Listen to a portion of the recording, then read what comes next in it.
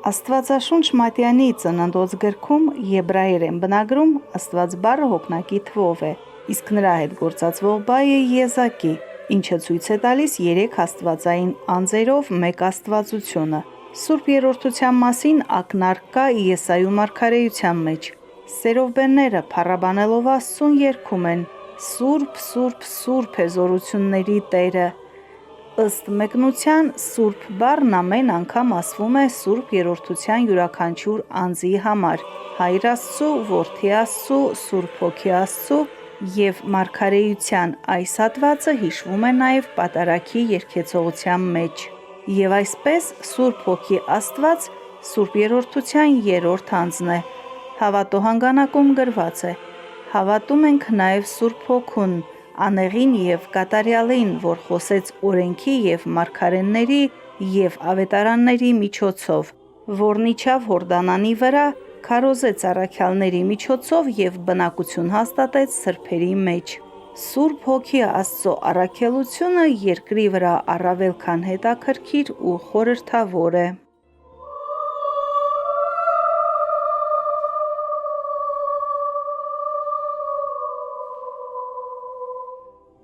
Սուրբ Հոգին մեզ տալիս է մխիթարություն, ինչպես որ Քրիստոս է վկայում, որ ես կգնամ և կուղարկեմ մխիթարիչ Սուրբ Հոգին ձեզ։ Մխիթարել ոչ թե նշանակում է, ինչպես որ մենք ենք ընկալում, մարդը սգավոր է և մենք գնում ենք իրեն մխիթարել։ Այս մխիթարության մասին չի խոսքը։ Մխիթարել նշանակում է զորացնել, ամրացնել, ամրապնդել հավատքի մեջ։ Մխիթարությունը Սուրբ Հոգու բերած մխիթարությունը մեզ սա է։ Եվ ես ինչպես որ հաճախ եմ բերում այդ օրինակը, Սուրբ Երրորդությունը ավելի ընկալելու առումով, գուցե շատ այսպես պարզ կարող է թվալ, բայց հասկանալու համար կարծում եմ կարելի է այս համեմատությունը կիրառել։ Օրինակ, երբ որ երեխա է, անձը իր կյանքում ծնողը այլ դերակատարություն ունի, կամ ծնողի դերակատարությունը, առաքելությունը այլ շեշտադրում ունի՝ սովորեցնելու, ուղղորդելու, եթե պետք է ձեռքից բռնելու և ճանապարհը անցկացնելու։ Երբ որ երեխան դառնում է չափահաս, ծնողը խոսում է հավասար ընդ հավասարի։ Այսինքն երբեմն կարող է ծնողը երեխայի սխալների դեպքում ոչ թե պատժել, այլ ընդհակառակը ասել, որ ես քո կողքին եմ, ոչինչ, միասին կհաղթահարենք եւ այլն, այսինքն պատասխանատվությունը իր վրա վերցնի, ինչպես որ Քրիստոս արեց մեր կյանքում։ Բայց երբ որ անձը ավելի չափահաս է դառնում, ինքը ավելի կարիք ունի այդ ամբողջ իր անցած ճանապարհը, սովորածը, ճիշտն ու սխալը, հետո արդեն ինքնուրույն իր կյանքի չափահաս տարիքում գործած իր քայլերը, իր կյանքի կազմակերպման ամբողջ այդ ընթացքը վերարժևորելու, վերաիմաստավորելու, չէ՞, ինչպես այս օրինակ ասենք, երբ որ մարդը ավելի առաջացած տարիքում է լինում, շատ հաճախ երբեմն մարդը նայում է հետ ու սկսում է դարդանել, թե իր կյանքի մեծ մասը անցավ, ինքը արդեն տարիքն առած է եւ անպիտան է եւ շատ բաներ գուցե չի կարող անել, ինչպես որ անում էր երիտասարդության ընթացքին, եւ մի տեսակ մարդը կարող է իր անպետք զգալ։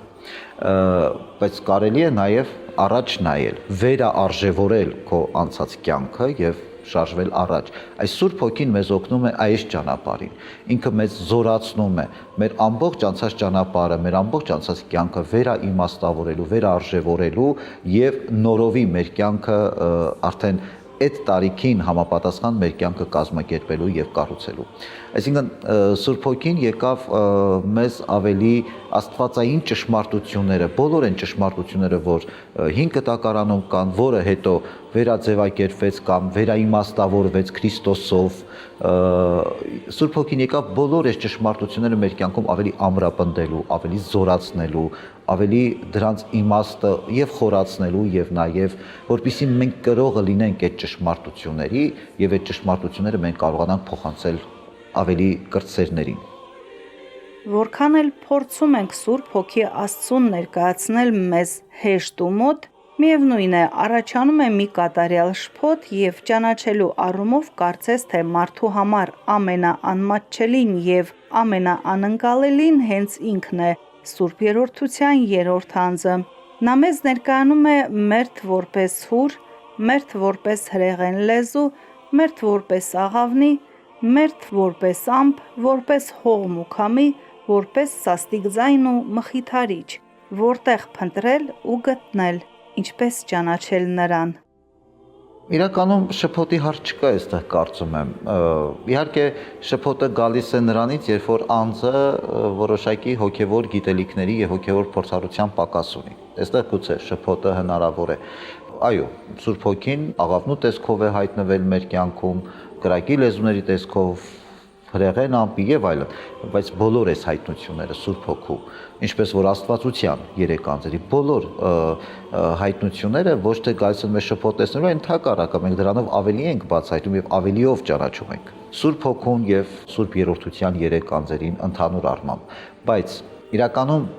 Սուրբ Հոգին այսօր առավել քան երբևէ իրական է մեր կյանքում, առավել քան երբևէ, որովհետեւ Քրիստոսի համբարձումից հետո արդեն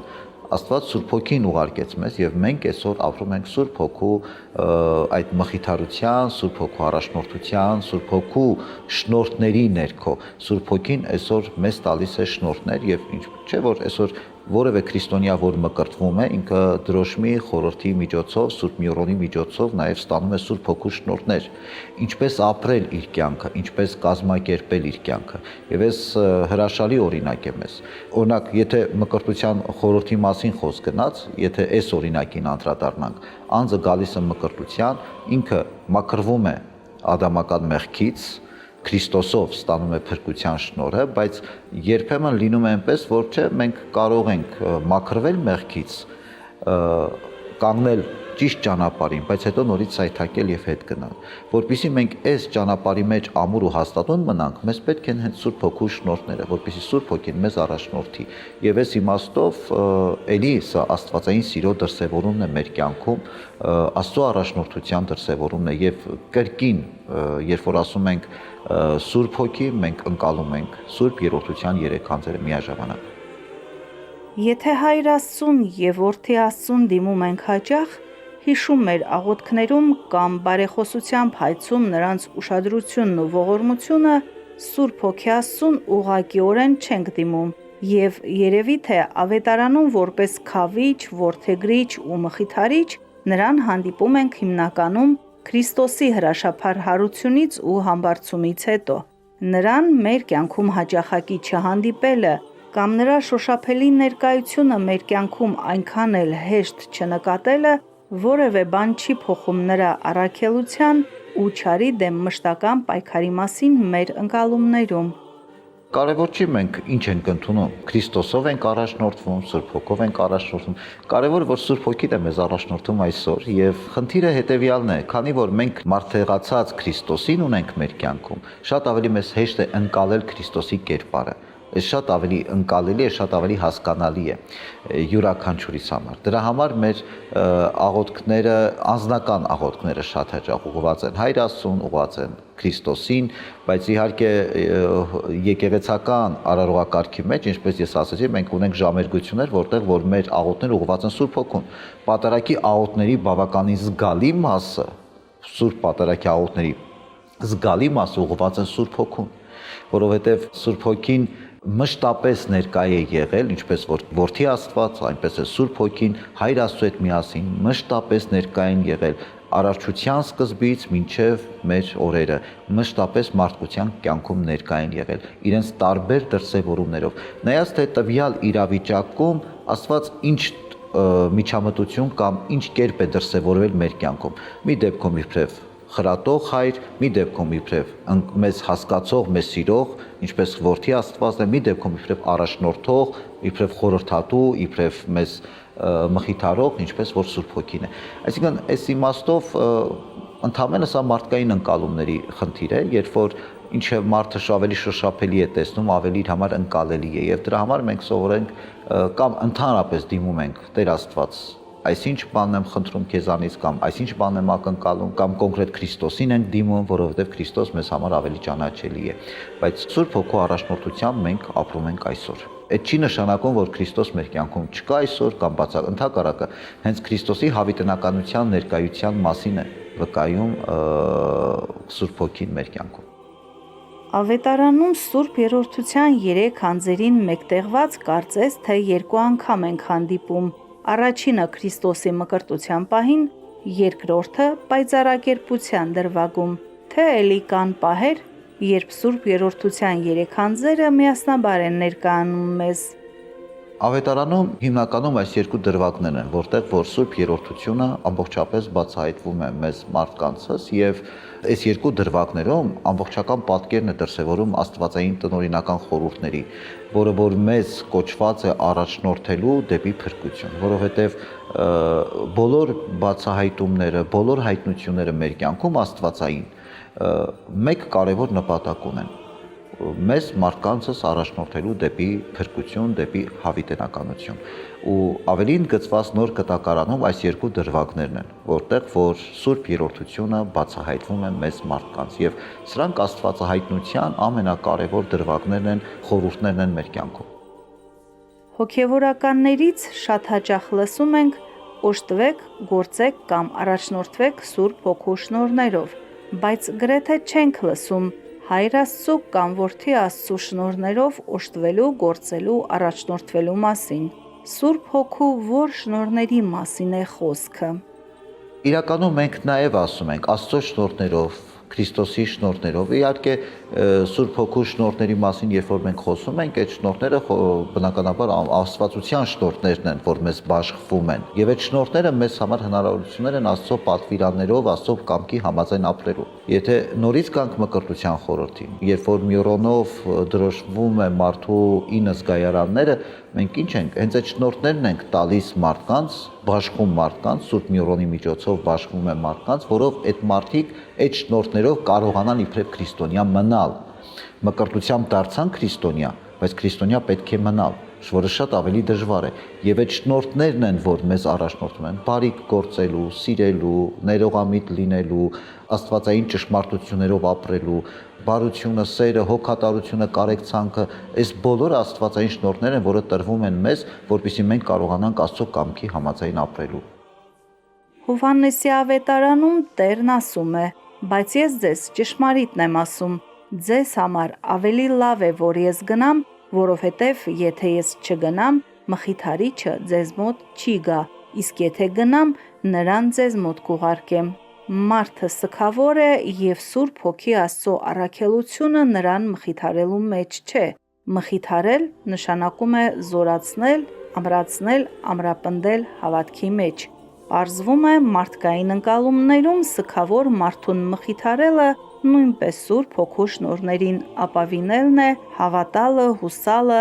նրանով զորանալը, ամրանալն ու ամրապնդվելը։ Մարդն այսպես մտածելու, այսպես ապրելու իրավունքն ունի, չէ որ սգակիր մարդուն ասում ենք Աստծով մխիթարվես, Աստծո համբերությունը ձեզ։ Եթե մենք խոսում ենք կոնկրետ սգավոր մարդկանց մասին, ովքեր որ հարազատ են կորցրել, բնականաբար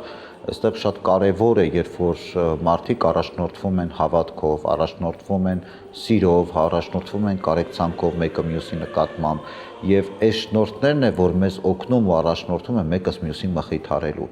Այո, առանց Աստծո նկատմամբ ունեցած հավատքի, նաեւ այն գիտակցության, որ մեր ննջեցյալները այլևս վերացած չեն, եթե ֆիզիկապես մեզ են չի նշանակում նրանք վերացան ու վերջ կյանքը այդքանով ավարտվեց, մենք չէ որ հավատում ենք հարության խորհրդին, մենք հավատում ենք, որ մեր ննջեցյալները եւ մենք բոլորս հարություն ենք առնելու եւ կրկին մենք մեկս մյուսի հանդիպելու ենք, այսինքն սա հենց այն մխիթարությունն է, որով որ մենք առաջնորդվում ենք։ Ուրիշ բան է, որ մարդիկ շատ ավելի շեշտը դնում են ֆիզիկապես իրենց հարազատից բաժանվելու այդ ցավի վրա եւ շատ ավելի խորացնում են այդ վիշտը, մարդիկ ողբի են վերածում, ինչը եւ անթույլատրելի է եւ քրիստոնեությունը մեզ չի ասում, որ այդ ցավը մի ապրեք, բնականաբար դու ցավը ապրում ես, բայց այդ ցավը պետք է իմաստավորել, ոչ թե ցավը քեզ պիտի առաջնորդի հուսահատության, հուսալքության, այլ այդ ցավը պետք է իմաստավորի, հարազատի կորսի ցավը պետք է արժևորվի, պետք է իմաստավորվի, եւ այդ ցավը բնականաբար երբեք չի անցնելու։ Այդ միայն ասելով չի, գործնականում դա չի ասի, եթե մարդը քեզ համար սիրելի, քո հարազատն է, ինչպես կարող ես գա 1-2 տարի հետո մոռանաս ընդհանրապես դրա մասին։ Չէ, այդ ցավը շարունակում է մնալ, բայց այդ ցավով մենք ապրում ենք եւ այդ ցավը գուցե եւ մեր կյանքի լավագույն ուղեցույցն է Աստծուն վերագտնելու, որովհետեւ այդ սգավոր իրողությունը, սգավոր մարդկանց կյանքում շատ հաճախ եւ մենք տեսնում ենք, մարդիկ կամ ընկնում են հուսահատության գիրկը, կամ վերագտնում են Աստծուն։ Եվ այստեղ շատ կարևոր է այդ հույսը, հարության հույսը, որով որ մենք մխիթարվում ենք։ Սուրբ երրորդության բանաձևն ինքը մեր Տեր ու Փրկիչ Հիսուս Քրիստոս տվեց, ասելով. «Մկրտեցեք Հոր եւ Որդու եւ Սուրբ Հոգու անունով»։ Մեկնիչ հայրերը մարդկային տկար մտքին Սուրբ երրորդության եւ մեկ Աստվածության գաղափարը մատչելի եւ ընկալելի դարձնելու նպատակով բացատրում են ավելի պարզ օրինակներով։ Ջրի բնությունը մեկ է, սակայն ջուրն ունի երեք հատկություններ, ինչպես օրինակ աղբյուր, գետ եւ ծով, լիճ կամ օվկիանոս։ Ծաղիկը մի է, բայց գույնը եւ հոտը նրանից են։ Ինչպես արեգակը, որ անհնար է առանց լույսի եւ ջերմության լինի, այդպես էլ անհնար է, որ հայրն առանց որդու եւ Սուրբ Հոգու լինի։ Որքանով որ հուրը հուր է եւ լույսն ու ջերմությունը նրա հետ են, այսպես եւ հայրը հայր է եւ որդին ու Սուրբ Հոգին նրա հետ են եւ երբեք առանձին չեն գործում։